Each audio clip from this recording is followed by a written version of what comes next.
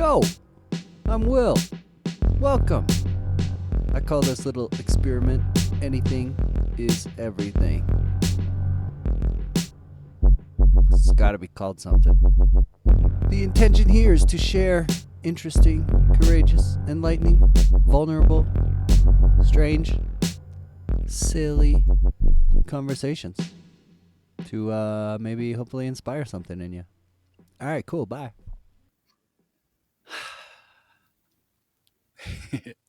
Cool. Welcome back, people, to the Anything is Everything podcast. And today I'm joined with a really, really wonderful woman, Marisa Cranfill, founder, inventor, mastermind of the YoQi yoga and Qigong system. Welcome. Thank you so much for coming on. Thank you. Hello, hello. Yeah, hello, people. So, can you give us a little bit of your background? Like I saw on your site that you had quite a few trips to Asia when you were young. What was Yeah, all I, what was all that about? I lived in Thailand for about 15 years. We still have a place there. It's just with COVID, kind of, I left because of the COVID situation Uh, for the last couple of years. But yeah, I grew up going to Thailand from my mom. She started a silk company when I was a kid. And so we would frequently go to Thailand. She'd be working and I'd be just playing on the floor with the other Thai kids at the factories.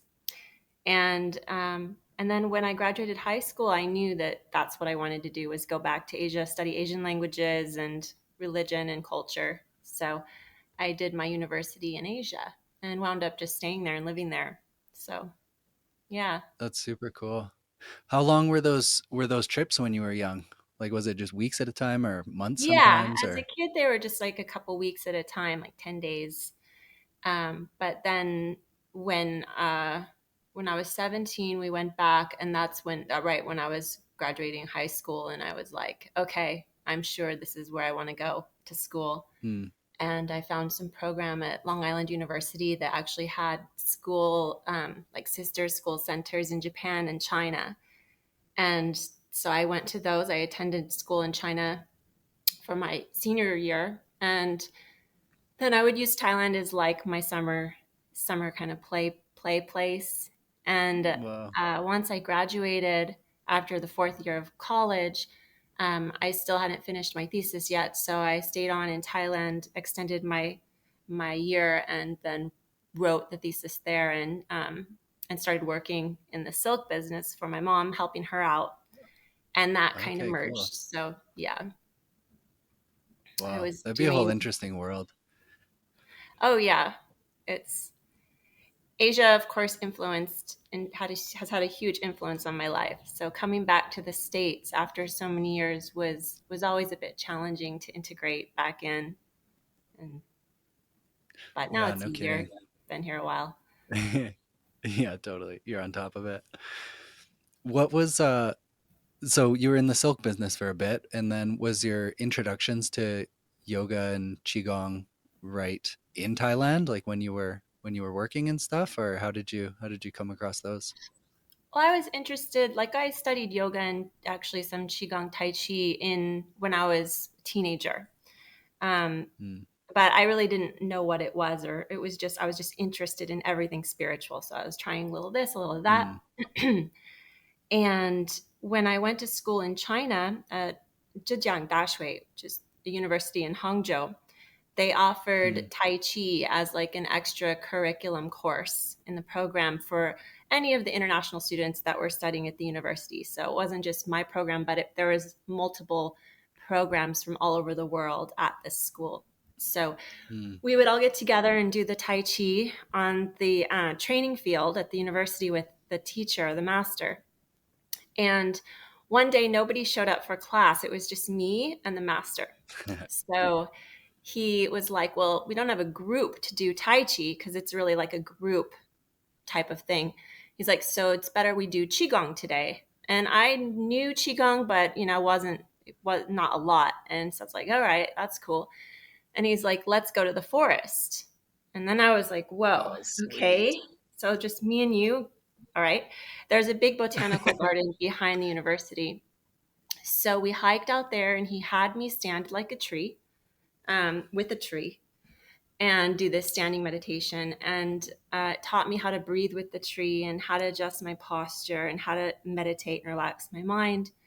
And then I was convinced. I was like, this is what I want to learn. This is what I want to do, because I was already studying meditation, formal seated, meditation. But now it was like, now I'm using my body and I'm connecting to nature and I'm meditating. Like, it was everything in one that I had wanted Uh, to learn. And so then I started pursuing Qigong from there more and more.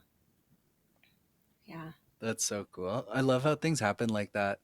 Like it just so happened you're the only one to show up that day. Yeah. And It just was, so happened you had a super cool sensei to take you to the forest. yeah. Do you Yeah. remember like your feelings when you were like was there any visceral like energetic feelings you had like during that tree meditation that maybe you hadn't fully felt before, or was energy something you'd been feeling moving already? I had always felt energy because I grew up on the ocean. So the ocean is really powerful. I mean, anyone that comes to my home, this is actually the home I grew up, and you go outside on the balcony and it's just, it's like amazing. So I grew up feeling that and knowing that there was something there. And it was like, how do I tap into that? How do I, like, there's all this power, and I know that there's this power in me, and like, but I didn't know what to do. And so that day in the forest, I just knew, again, it was like, here's this experience. Now he's teaching me the method. There's a technique to connect, and there's a way. And so, gradually through time, through practice, you empty the mind, you empty the desire to connect, because that's really what blocks, is like, I Mm, want to connect, but once you let that go, then you are connected. so so it's just really through this practice of letting go and being present. And but there were definitely crazy experiences that I had throughout my studies, especially in the temples, because I lived in the temple for about a year. I was living in the temple, different temples, and studying with the nuns and monks. And there uh, were transmissions that happened that were supernatural, that were like unexplainable and very powerful experiences that I, uh, yeah, that sometimes thinking back, because it's so long ago, it's like, did that really happen? And like, how, So, is yeah, there a particular transmission that you'd be willing to share what you can? sure. Often, the nuns or the monks would like to open my third eye. So, we would usually, I would always come through sitting. So they'd be like, let's sit together. I'm like, okay. So we sit and meditate, usually facing each other. And then suddenly light would start to, like, light, like my conscious, like, logical mind would be like, did someone turn the lights on in the room? And but it was like football field lights. It wasn't just like someone turned on lights. It was like, shit, that's a lot of light. Like, where's all this light coming from? And then there's the meditative mind that's allowing the light to grow. So you have this kind of dialogue going on of like, what's going on? What's going on? And then the bliss comes, and it's just this gratitude that you can't explain. It's like love and gratitude. Like, thank you. Oh my gosh, I'm so happy. This is so perfect. And then usually I start laughing because it's just so funny. Yeah. Everything just feels so funny. And breathing, because you have to breathe deeper and slower to integrate that energy when that frequency comes in. When you're opening up here, it's like such a high vibration. In order to ground that in the body, you have to breathe it in and digest it and process it. And it's very beautiful. And afterward, I'm usually very high for a while, and happy, and can see aura, can see the aura around people, can more sensitive to the vibrations around. And it usually lasts a few days, and then it fades away. So, Mhm. but once you get these kind of experiences with a little help from your friends that have, these powers, it's easier to tap into those states through your own practice. So, then if I was doing a meditation retreat for a deep one, maybe for 8 days or 10-day retreat, then I could go access those states on my own where the light would start to come, but never at the level that they were doing, not yet. But it's there once you experience it. So something to look Yeah. forward to. Yeah. Wow. So cool. Oh man, so many things came up for me during that. That was beautiful. Like the first one is that like I feel like the difference for me between like a real experience like that is that when it's happening, my conscious mind is still like, oh my god, like is this happening? You know what? Rather than like maybe me trying to like think my way into those experiences. Do you know what I mean? It's like when the experience like starts, it just kind of like takes over, and it's doesn't really matter what you're thinking about or not thinking about. It's just like happening. You know what I mean? Mm-hmm. It's like that flow state, I feel like. Mm-hmm. And so you found it, or you kind of alluded to finding it kind of easier to tap into that, like the more you practice and just Yeah, the, and the more you gain understanding. I see it as getting imprints in the aura. That's how I understand it. Is Mm, the more you can entrain yourself, your aura around high vibration people who have worked so hard, like nuns and monks, hours, thousands of hours of cultivation, just like any master musician has spent thousands of hours of learning to play their instrument. It's the same. These people have spent thousands of hours of cultivating their mind and their heart. And so when you get around these people and you build up a rapport and a trust between them, um, you are getting an imprint in your aura, and that's the whole point of like the sangha and being in a temple, a good temple, is that you are supported by that group mm, energy in your practice. And then, of course, there's always the benefit of going off on your own too and being alone, because we have our own guides and our own, guides and masters that are sending us energy too. And that can be the helpful ones that are going to like help us along our path as well. So there's both. There's like, the secluded internal forest monk type, and then there's the temple monk. But because I've explored both, I understand the benefits, and there are benefits to both. And yeah, so it does make it easier when you're practicing once you've had kind of these experiences with true masters and teachers. Yeah. mm. Oh man, I want to go so many different directions again. Okay, Mhm. do you have any like advice for people? Because nowadays there are so many people that are claiming to be holding the medicine, to be holding the knowledge and this kind of stuff, that it's like, a Google search or a social media search will give you like thousands of masters. So do you have any advice on people being able to like sift through that and like Mm. really find the people that are actually heart centered and like, able to cultivate the growth in us? It's tricky, yeah. The only thing I can say is you have to use your sensing. Um, and if you don't know how, then you got to learn how to trust yourself, to trust your sensing. We have sensing in our gut, we have sensing in our heart, we have sensing up here. So there's different ways that we sense intuitively, right? And so you want to learn how to use all these different aspects of yourself to sense, feel, and to know.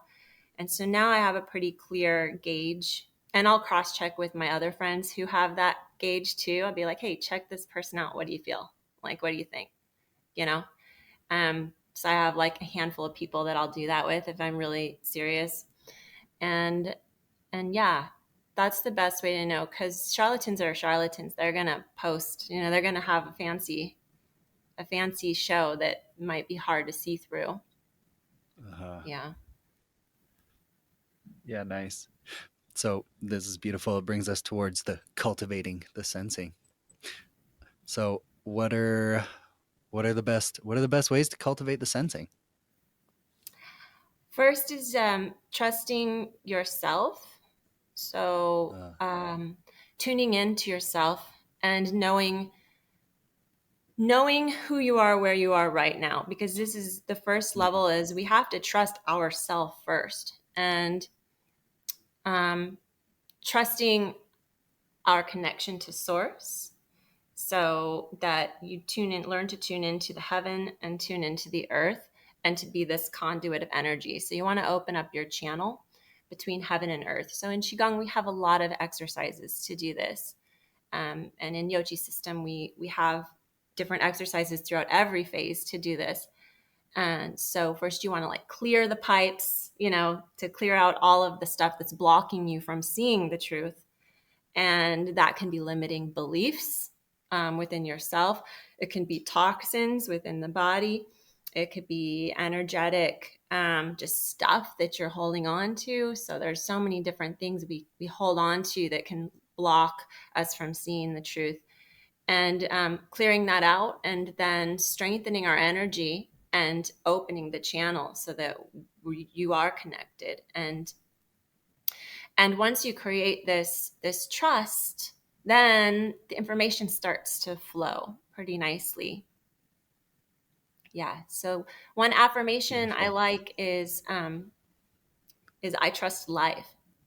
And Mm, we say this affirmation at the end of the Qigong routine in Yochi, because we want to first clear out all of the things that would prevent that affirmation from being true to our subconscious mind. And we will insert that affirmation at the stage of Qigong flow, where we're circulating the Qi, and the Qi is moving. And then we can pause, hold, and bring that affirmation in. And it's really powerful because you feel it resonate in your energy, in your cells, in your body, and it's all integrated. hmm Mm-hmm. Beautiful. Thank you. I love that. Yeah, some of my some of my brothers shared kind of a metaphor or whatever, and it's that you got to clear the runway so the planes can either take off or land, right? So Mm-hmm. that's that, like getting rid of the toxins, or dealing with the traumas, or dealing with that, like that neighbor that is bugging you, like just go and talk to him and like sort it out, and then you can have room for the other stuff. Yeah. And the other one that I would love to share and see how you feel about, because it can be hard to like know what to trust, when it comes to like our internal our internal voice. Because like for me, the voice that I often hear that is my inspiration, or that is my intuition, is like the same as my thinking voice, you know? So it can kind of be tough to be like, oh, but actually, which am I just like thinking my way out of this or whatever? So my aunt shared with me, the only thing to doubt is doubt. Mm-hmm. So what do you feel about that one? Yeah. Well, um, doubt is it's actually the emotion in Chinese. It's the emotion of the spleen. So when the spleen is out of balance or weak, we doubt ourselves. And Uh, yeah, so when you cultivate the energy of the spleen, uh, that's this is the qigong way, and to address doubt is we clear the doubt, we transform the doubt into trust, and send uh, energy into our spleen, and we bring in the sound, we do the golden light, and connecting to the earth force, because the earth is actually what gives us support and is our nourishment, it is our foundation. So when we feel nourished and we feel supported, then we don't doubt, because we always know that we have the earth under our feet, and we're always here right now, and we can always do something, right now, to transform whatever doubt is arising. Yeah. uh-huh. So good. Mm-hmm. Personal power. Mm-hmm. So good. Okay, so you're talking about golden light, talking about energy. What the heck is qigong? I've never tried it before. What is this? You're Really? just standing there. Yeah, well, there's standing postures and there's actually movement. There's qigong is huge. It's just a word, Mhm. actually. It's a new word. It's a new word for a system of practices of energy cultivation that's thousands of years old and has hundreds of different words, actually. Like the original Mm. word for qigong, there's many different words in Chinese, but the modern word that they've put it all and slapped into one word is just Qigong, which is energy cultivation or energy skill. So it's being Mm, skilled at working with energy. And in Asia and for the Chinese, they don't question energy. Qi is qi, and it's this word qi is in so many aspects of their life, including like how's the weather today? They'll be like, in English that would translate as how is the heaven chi today? Like, so mm, that's what they're asking each other if they say how's the weather. Or mm-hmm, if they're angry, it's like windy chi. Like I have windy mm-hmm, chi. I'm angry. So they see the world of movement, like wind, weather, or emotion, which is internal wind, as energy moving. And energy is not, it's not good or bad. It's just like the Tao doesn't take sides. It gives birth to good mm, and evil. So our idea of good and bad, like we let that go and we just say there's chi that will can harm you, pathogenic chi, and then there's chi that is good for you. And it's about balance. So are you going to cultivate the harmful chi, or are you going to cultivate the beneficial chi? Now, are you going to let your trash pile up in your house, or are you going to take the trash and throw it out, and then, mm. make your house clean and fresh and put crystals and good smells and nice things? So that's like our own energy system in our own body. How are we going to cultivate the energy that we have? Yeah. So that's I what love Qigong it. does. It Thank you. cultivates the good chi. Hmm. Yeah. Oh man, it feels so good. It's the best. um, so the yogic system is also another place in the world where, energy and prana is, in the society. Um, so tell me about how you fuse the two and what was your inspiration for that, maybe? Well, I started with meditation practice, and then I learned Qigong practice, and then I moved to Thailand full time. And they didn't have Mm, much Qigong in Thailand, but there was a lot of yoga. And so there's actually a great studio next to my office in Bangkok, and I became close with the owner and started training there every day. And because he was very energetic and I loved his style. So I just went really deep into yoga and it became my practice. I got certified to teach and everything. And I was teaching in Bangkok just for fun because I already had work, but I just loved to teach. And then practicing at home. And I didn't want to give up that Qigong practice that I already had. So I would do both. And that's how kind of YoQi arose. Was I was doing both in my personal practice, and then I was assisting my meditation master in Bangkok, and she asked me, she said, why don't we do some yoga and qigong in the mornings? And normally the Thai system of meditation, they don't allow you to bring in other stuff, especially mm, exercise. Whereas in China, it's different. Chinese temples, Buddhist temples, they do exercise. In Thailand, they don't. mm, So this was special. And she just said, make it, bring in the mindfulness, keep it very meditative and mindful, and it's still meditation. And I was like, yeah, people loved it. So that really inspired me to keep going and developing a system that I could teach. And I wanted to develop a system that not only I would teach, but others could teach as well. Because I've trained, 15 years in these arts, and you could train a lifetime in the arts. Um, but I still had to search for pieces to answer all my questions and to figure out how does energy work. And so mm, that's what yochi is really, it's a system that explains how energy moves through 6 different phases. And with that, you can apply that to yoga and you can apply that to qigong, and that gives you an effective way to combine the two. So I teach qigong flow, which is basic qigong that flows one movement into the next. And then I teach yin yoga with qigong and yang yoga sequences with qigong. And the yang yoga is more martial. So mm, it starts to really bring in the martial arts aspect of both yoga and Qigong, because yoga is also a martial arts practice.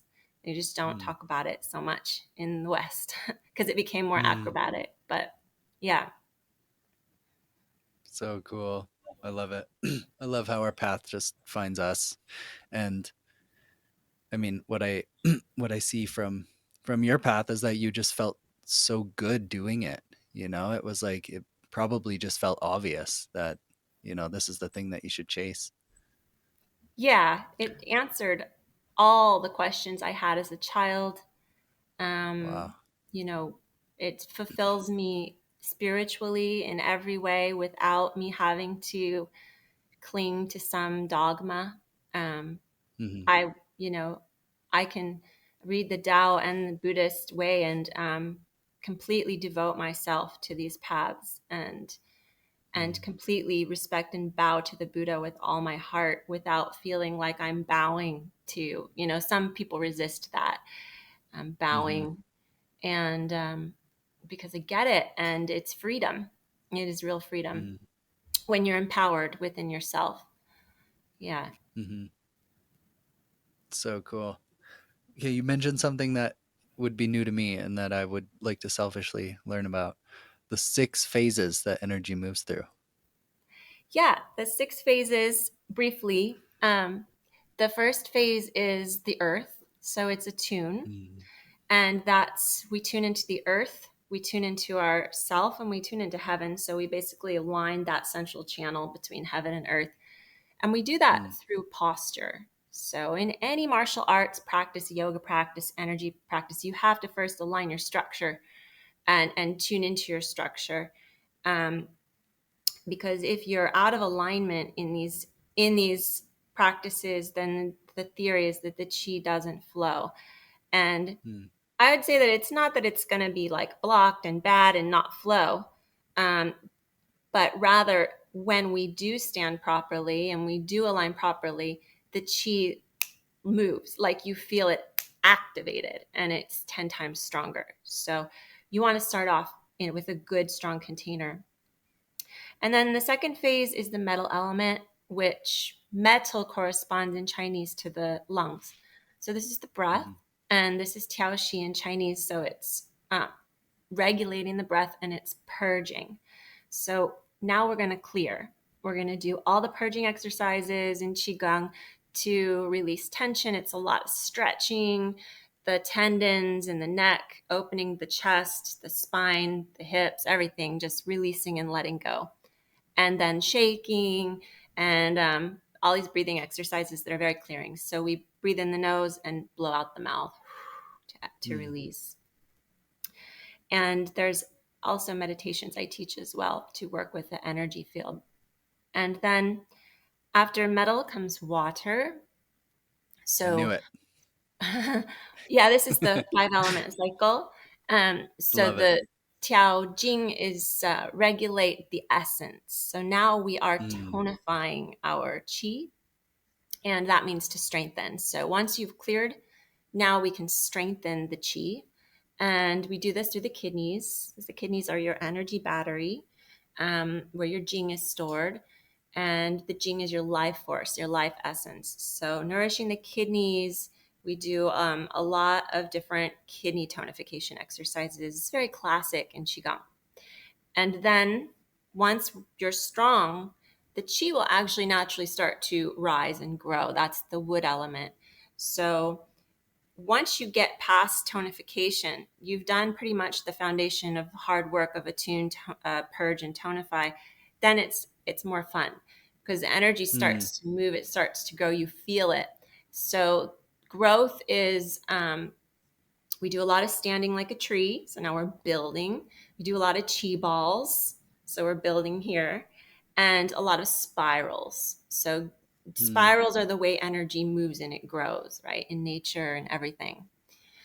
So that's the growth phase. And then the next is fire. So wood creates fire and that circulate. So now we want to take all this chi that we've built up and we want to circulate it through the body. So we have meridians and channels that we specifically circulate it through.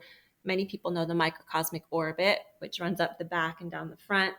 And so we circulate through this microcosmic orbit channel, and we have different loops and we have different techniques. And it's also the heart, because this is the fire element. And then once the chi is circulating, then the last phase is integrate. So we bring it all Mm. back into the center and integrate into the three dantian and store. Yeah, and that's it. I love that. I know what my next practice is going to focus on. Thank you. That's so beautiful. Did you figure all that out? Did that all come to you, or is this like amalgamations of other, oh geez, sorry, of other teachers' Yeah, insights and stuff? I figured it out just based on my studies. So they have all these phases are Chinese, like Tiao Shen is regulating the body, Tiao Shi is regulating the breath. So they have the Tiao means regulate, regulating the energy, but nobody ever put it in a sequence. So I saw Mm-hmm. these and I was like, these are the elements. And so I saw how the five elements flow, and then I put those in. And I've also studied with a lot of healers and shamans in Asia. So I saw also they were working through the same exact flow of energy. So it was kind of just really obvious to me. And then with all the colors, so we have the colored lights and sounds, and yeah, it all flows together. Well, that's so good. I'm so inspired. I want to check out your training so bad. Yes, Well, Kev. Yeah, we're growing and we have such a great program and support. So mhm. I was gonna prompt you about it at the end, but you have a training coming up in February, isn't that right? I canceled it yesterday. Yeah. Oh shoot. Sorry to hear Thailand, that. That sucks. Thailand blocked the sandbox program they had, and due to this Omicron and COVID, and they probably are going to open it back up next week, but I just it's too close to the date to Yeah, know, and then they could just shut down again like overnight. They don't care. They just shut down, and then the day before everyone's going to fly, like could just, it's so risky. So I was like, forget it. Let's just, and also with COVID, you don't want, it's spreading still, and you don't want to take risks. And totally. yeah, Oh, that sucks. That sucks yeah, but for we your moved it to pretend the November. students. Okay, wonderful. I have a feeling November will be a good it by November things gotta be better. Things Oh gotta yeah, for sure. be opening. Yeah. Yeah, I feel it. I feel it for sure. Do you do We any have online trainings? I do we the whole online course, the whole course is online. So Hmm. we have the live immersion, which is the 9 days where we go through every phase. But Hmm. prior to that, you can do the whole course online. So Okay, awesome. the live immersion is just a way that I can see you, connect with you, check your posture, check your flow, and help adjust and then answer questions and go a bit deeper in the meditations. Um, yeah.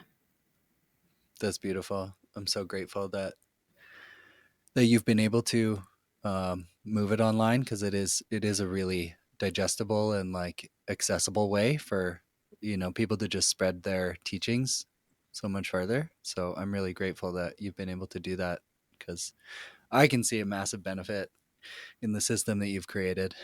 I get it. I'm sure Thank other you. people get it too. It's extensive. That's the one thing about with me. I don't leave stuff out. So and this kind of stuff can you can just go on and on and on and on. I give you enough, and then it's like, okay, if you want to go deeper into the vagus nerve, go deeper in the vagus nerve, right? But we'll go and explore what is the vagus nerve and how does it relate to our chi. So I try to bring in all the science, the anatomy with the energy as well. But the course is extensive, so be prepared. You're I'm gonna feel ready. confident. We have a very high rate of teachers after an immersion going back home and just starting to teach like the first week that they're home because they're so excited to share the information and confident. Wow, Yeah. that's so good. And I just got to give you some props because it's not just the students; it's also definitely very much the teacher being able to Oh, thank transmit these you. things. And you're really living it from your heart. And when that happens, it's like it makes it easy for other people, I think. So well done, kudos. Thank you. I'm curious, in your own personal practice, what kinds of things are you like expanding into? Like, are you doing a lot of like exploration on things that you maybe haven't fully dove into before, or are you keeping really tight with the basics, or what does your practice look like these days? I practice with the seasons. So, stillness is something like in winter that I use the stillness and go deeper.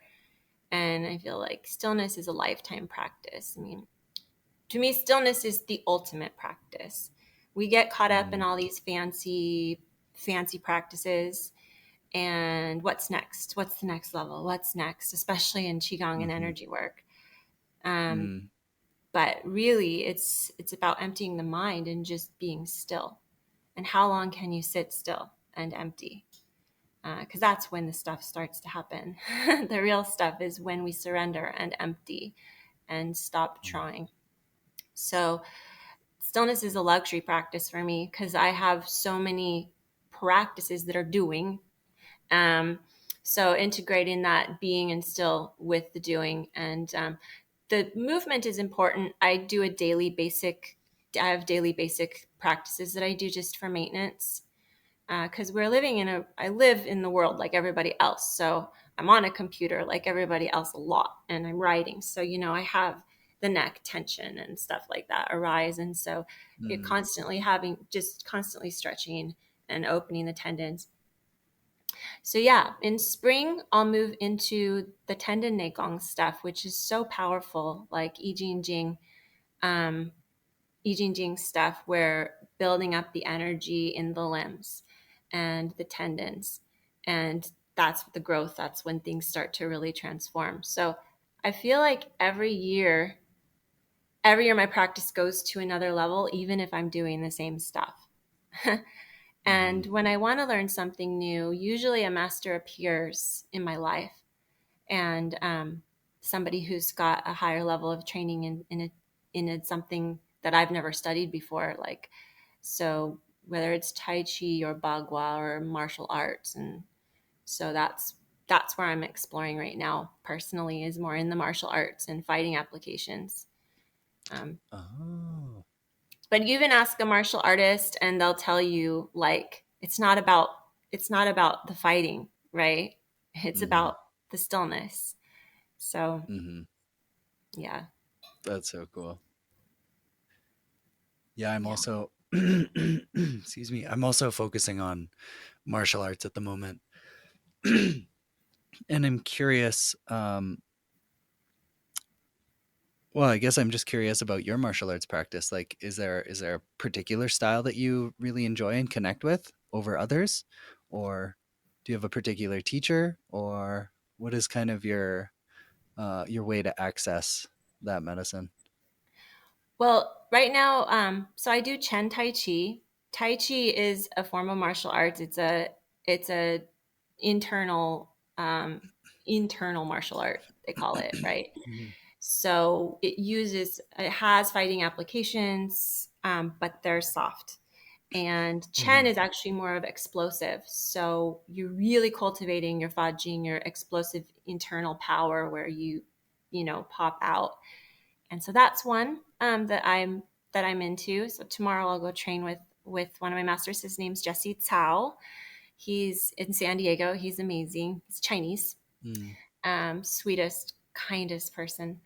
And it's Jesse, Gessetsao. I think if you Google him, like he would come up.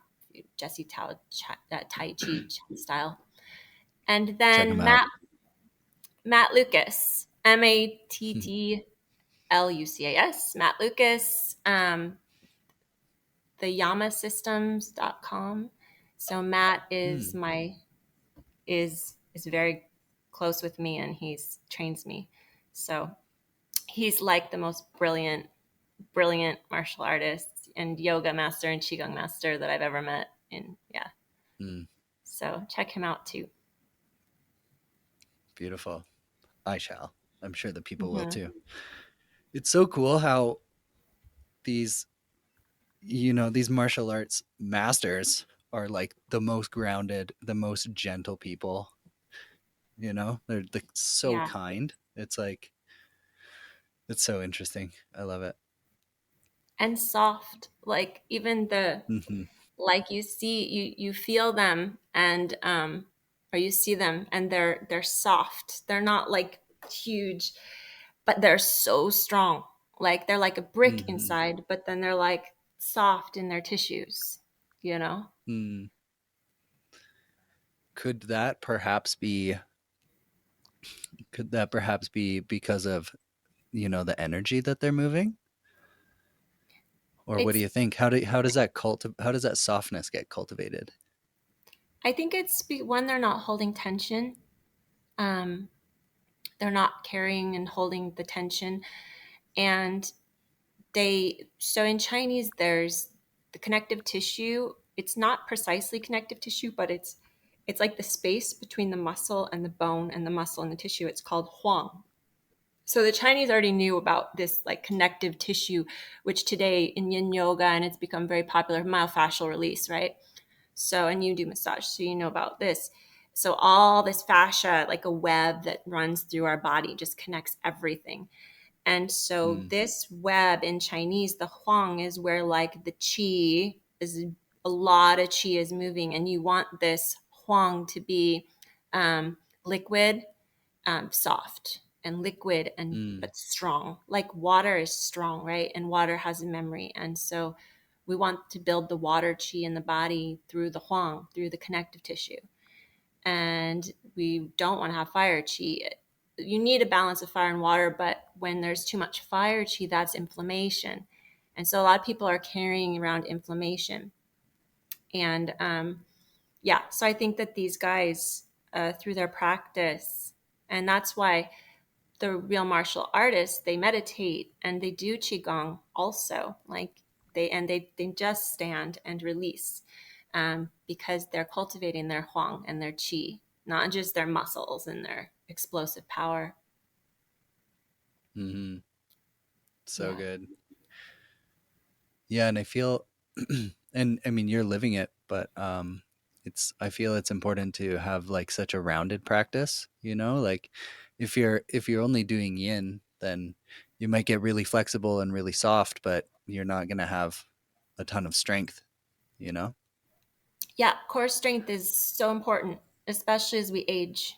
Like the older, I don't know how old you are. I'm in my 40s, almost Mm, mid 40s. So it's so important to stabilize the spine, stabilize the hips, and core strength. So you asked about my training. I've actually added a lot more core, especially since training with Matt and training with more martial arts stuff. Is you need that core for the martial arts kicks and everything. But it's good. It prevents injury and it stabilizes the body. Yeah. yeah, amazing. So good. It's weird this concept of balance just keeps showing up as if it's like really important or something. I don't know. Balanced Balance. diet, Oh balanced yeah. emotions. It Yeah. seems to be really good. Balance, yin and yang, always. Yeah. Internal, external, strength and surrender, and yeah. Hmm. Uh-huh. North America, Asia. You got a pretty It's good balance there. Hey. Yeah, yeah. It's good to travel. Then it's travel creates balance in your psyche, in your attachments to your Hmm. who you are. And yeah, yeah. And through balance, it comes expansion. So Hmm. we often think balance is so boring, right? We like to get the high of, people like to drink coffee and get all coffee high, and then or smoke a joint and chill out. um, And these are just extremes of yin and yang again. And that's what the Mm-hmm. people love, the roller coaster, right? So when we stay in a balanced state, and if we can sustain balance, and that's that stillness, if we can sustain the balance through all the boredom, and the monkey mind will start to reject this. It's like resisting this, like, it's bored, I want to do something. No, if you can hold it and unwavering, and then that's when this breakthrough happens, and it's actually so much more fulfilling than swinging all Mm. the time, right?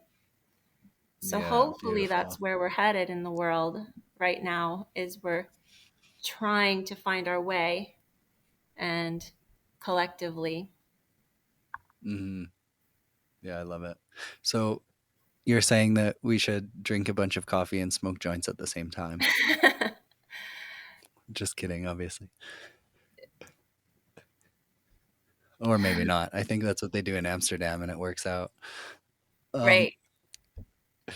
I love that concept of like the swinging, and my mind always goes to that, whether it's like big things like feminism and that kind of stuff coming back into like balance and like that kind of thing. And so I kind of see things in my life as well as a swing of the pendulum. So I've definitely experienced times of like laziness after like leaving full-time sports and that kind of stuff. Then it was like, okay, huge period of like laziness. And then it was like, okay, too much lazy. Now I gotta like work out multiple times a day again, that kind of thing. Um, what's your recommendation for how do we notice when we're letting that pendulum swing too far? Like, are there signs in our lives when we've like done a bit too much of something? Yeah, you just don't feel good, or you feel the Mhm. grasping, the desire. It's like, Mm, are you okay just to sit and do nothing? Like, or do you have this need, a desire to reach for the phone and check Facebook or whatever, or to think like, what can I eat? Because I want to put something in my mouth, like something tasty, or and I speak for myself because I'm aware of this all day, often with overwork, because we put ourselves in a state of work. I put myself in a state of work, and then I know I need a break, and it's time for a break, and it's like, I'm out of balance. So it's like, what am mm, I going to do now? Because now I just want to go reach for a piece of chocolate, or go make a cup of tea, and um, or do something, check the phone. And then it's like, no, stop, breathe, be, and be there with that feeling, and like go through it. So feel your way through when you go into that imbalance. Don't try to swing the other way to compensate. And it's, you feel like you're balancing by going and doing that thing, but it's just it's just flipping. And you're mm, flipping the energy, and eventually that leads to a burnout. And a lot of mm, people experience these crises of burnout. And it can be mhm, emotional burnout, or physical burnout, or even mental burnout. Um, so over time, it eventually will show up as something that's obvious, mm, but it's better to keep it more subtle and prevent the big thing from happening by using mhm. awareness. Yeah, just Yeah, tuning in. beautiful. Yeah. Have you experienced moments of like burnout over the last 15 years of your dedicated practice and building your system? The last few years was challenging. I Mm, have some practices that help with adrenal and kidney burnout. Um, so yeah, I have been on the verge of that a few times, and I have, had sleeping issues. So what usually happens for me is I get so wound up that I can't fall asleep at night, because I'm wound, mm, wound, wound, wound, wound from work and thinking. And I'll still do my qigong practice, which can sometimes amplify. And so mhm, yeah, so in that case, yeah, then I have to really take actions to reset my nervous system, vagus nerve, and go into the tonifying. That's when you need to tonify. Tonify is to Mm, rest, to surrender, to nourish, to let go, mm, and mm, create that time and space. So, mm-hmm. and for so many of us, Sometimes you COVID just is. gotta. mm, No, you go. I was gonna say COVID's Go ahead. given us a chance to slow down for a lot of Yeah, people. So, yeah, massive blessing in that sense. Yeah, you just gotta sit by the ocean sometimes. yeah. I totally resonate. I grew up in Victoria, which is also, you know, it's an island, so there's just something about the ocean that, like, not mountains have a certain energy for sure, but the ocean is just like, I don't know what it is. There's almost nothing else that can make my mind still as quickly, For I don't know, what's tell me about your experience with the ocean and your connection to it. Oh, it's so purifying. Yeah, it's clearing, and it's also the sunsets here. Um, it's like no sunset is the same. So Uh-huh. this sun over the water and the elements of fire and water together combining, it's so powerful. So for me, it's not just the ocean, but it's those sparkles. Like every day, just the Mm, sparkles on the water, the light. It's like heaven, just pure heaven, mm, and the elements. So that, going back to my mid eye, I sometimes I just that's what I do is I just stare at that light and like absorb it. The pineal gland, it responds to light, so that's why we like sparkly things, especially girls.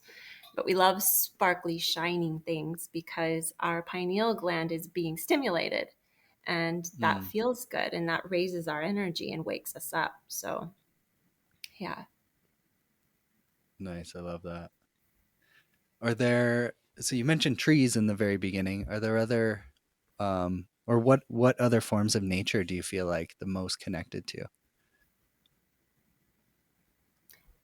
All nature is good, deserts, forests, everything. I love it all, really. Desert can become a Uh-huh. bit dry because we're like with the water thing. I love water. Uh-huh. So I do crave the water after being in the desert for a while.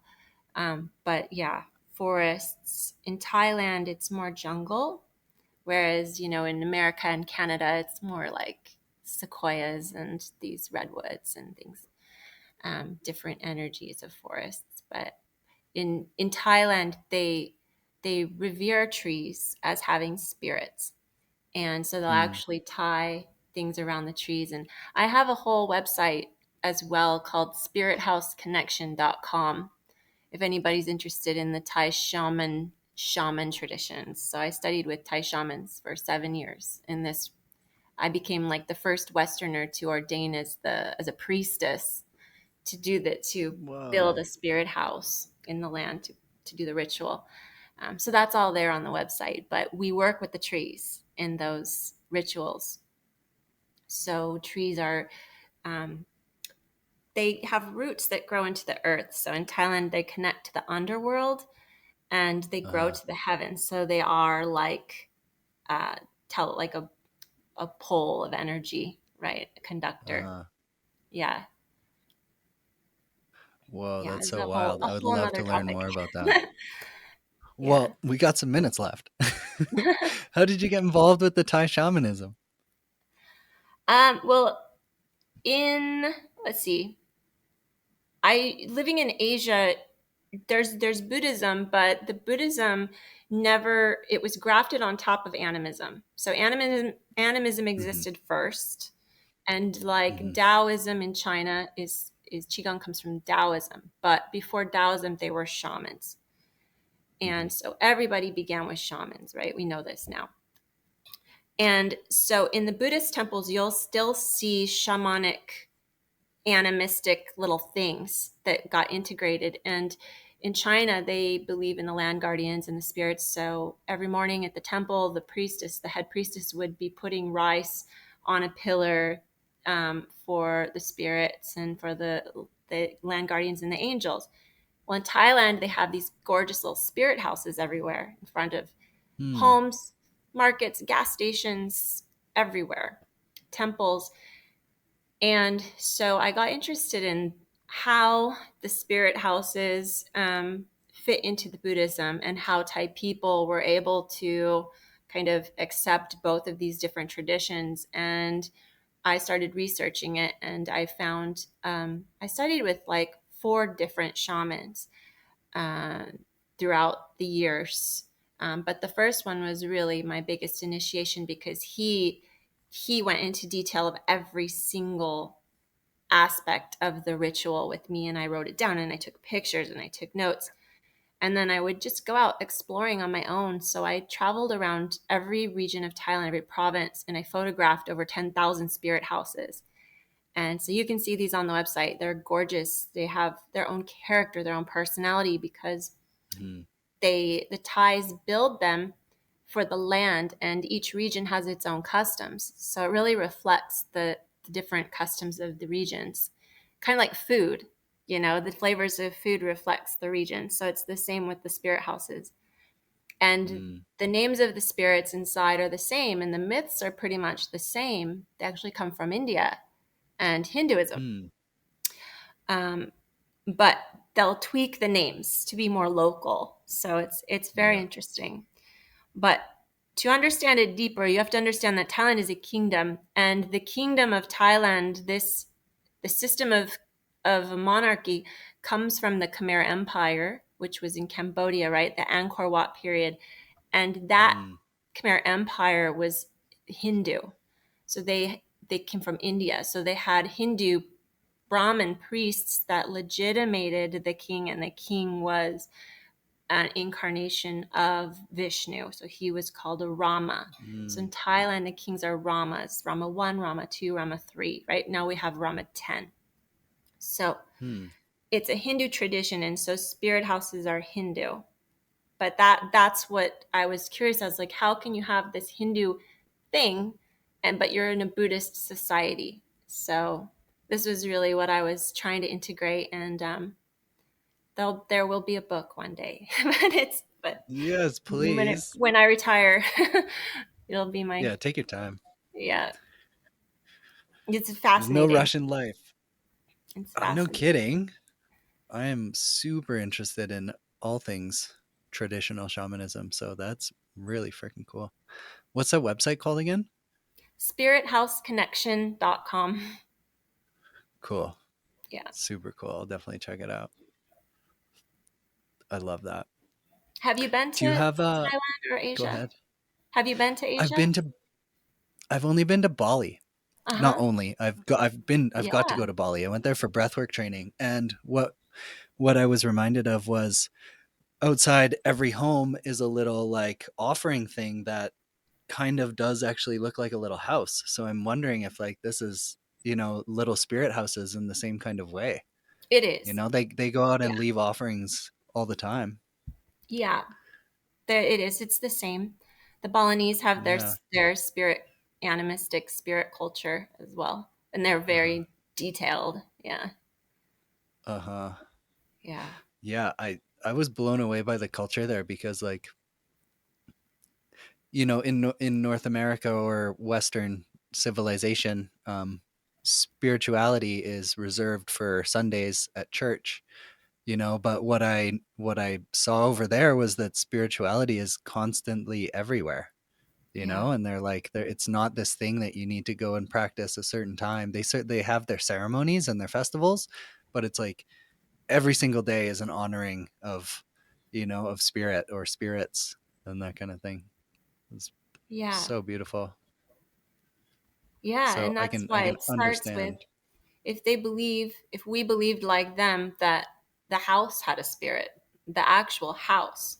So when they build their Hmm. house, they're already building, the spirits are in the pillars and in the walls, and then the ground has a spirit, the land that you're building your house on. So you're not alone. It's like we are just guests on this planet, and we're living in nature, and we have to live in harmony with nature and communicate with it, or else nature's going to eat Mm, us, because that's it will, you know, uh-huh. like Totally. uh, we tend to glorify nature in the West as well, but nature really doesn't care about us. Like, Uh-huh. yeah, Uh, so it's about how to live in harmony with it. yeah, totally. Yeah, no piece of nature is favored over another. Like, in the case of two trees growing beside each other, whichever one grows bigger faster is going to take up the space. It's like the Hmm. forest doesn't really care which one grows up.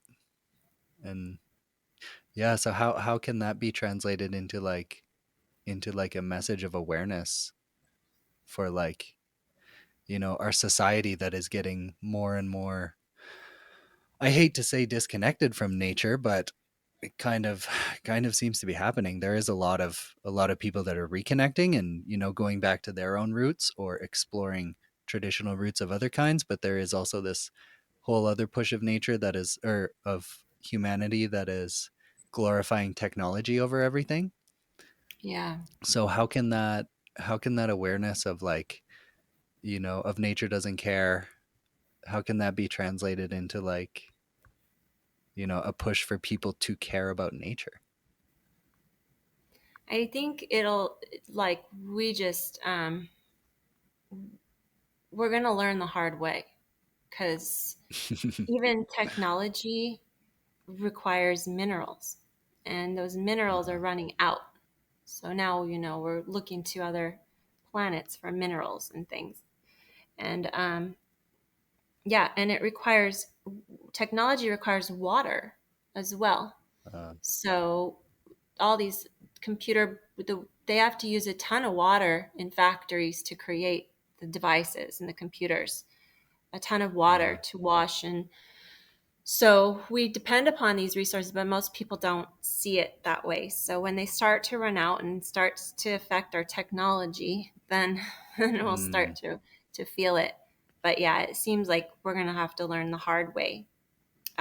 I know there's a lot of positive stuff going on, new inventions. So it's really an exciting time to see how it goes. Because we create these luxurious places to live that shelter us from nature, and that's good. Like, it helps us live. We live longer now, and we're more comfortable. Um, uh-huh. but what happens is, we can only stay in this controlled environment for so long until the nature within us will start to go out of balance, right? So now we Mm-hmm. develop more psychological issues in modern society, and emotional issues.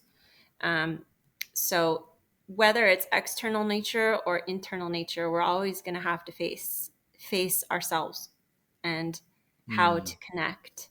So you can connect to heaven and earth on the 36th floor. I connect to heaven and earth in the 36th floor of my high-rise condo in Bangkok, right? And it's not as powerful as if I go walk down to Lumpini Park and put my feet on the ground and stand next to a tree. That's like psh, like lots of energy, mm, but it can still be done, right? uh-huh. So we can transcend time and space with our consciousness. So that's also another aspect, is to know we are nature. We also are the most evolved species on this planet. But, like, how are we Mm-hmm. going to use this power that we have? You know? Mm-hmm.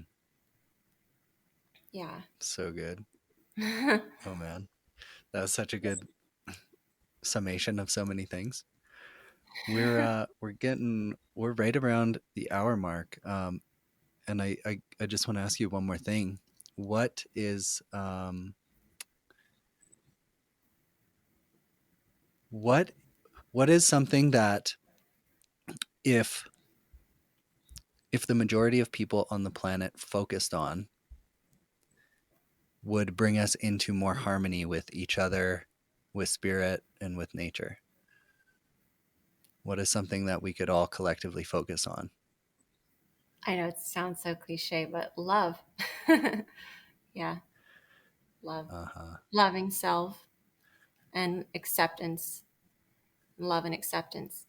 And it's for it, like, you have anti-vaxxers and then you have pro-vaxxers, and like both of these people want what's best for humanity, and then they hate each other. Yes.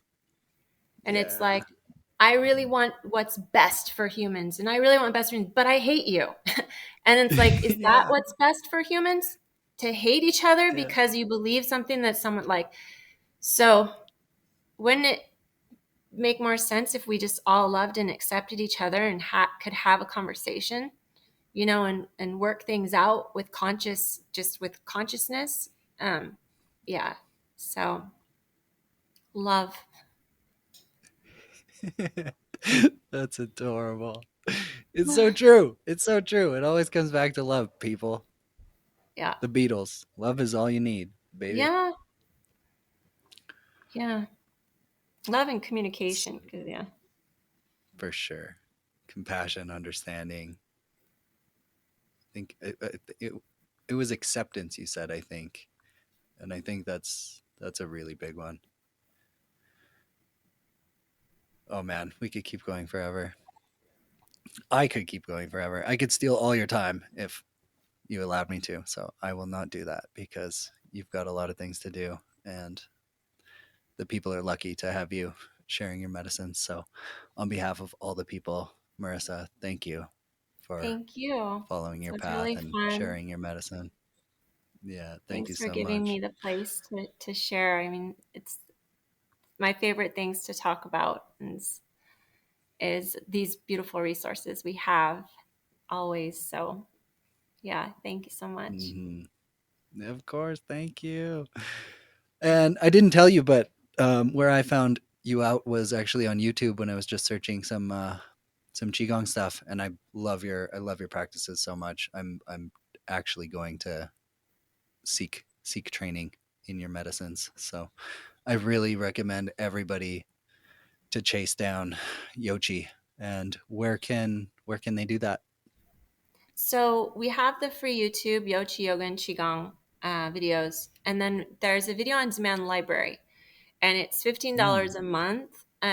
But here I'm able to have the funding to produce more videos in a way that I can present them in a format to support you. So you have uh, practices for every season and different topics and things like that. And this library is always growing. So this is a great place to start. And you get a mm, free 1 month trial when you sign up. So you can just see if you like it, and then if you don't, just cancel it for free.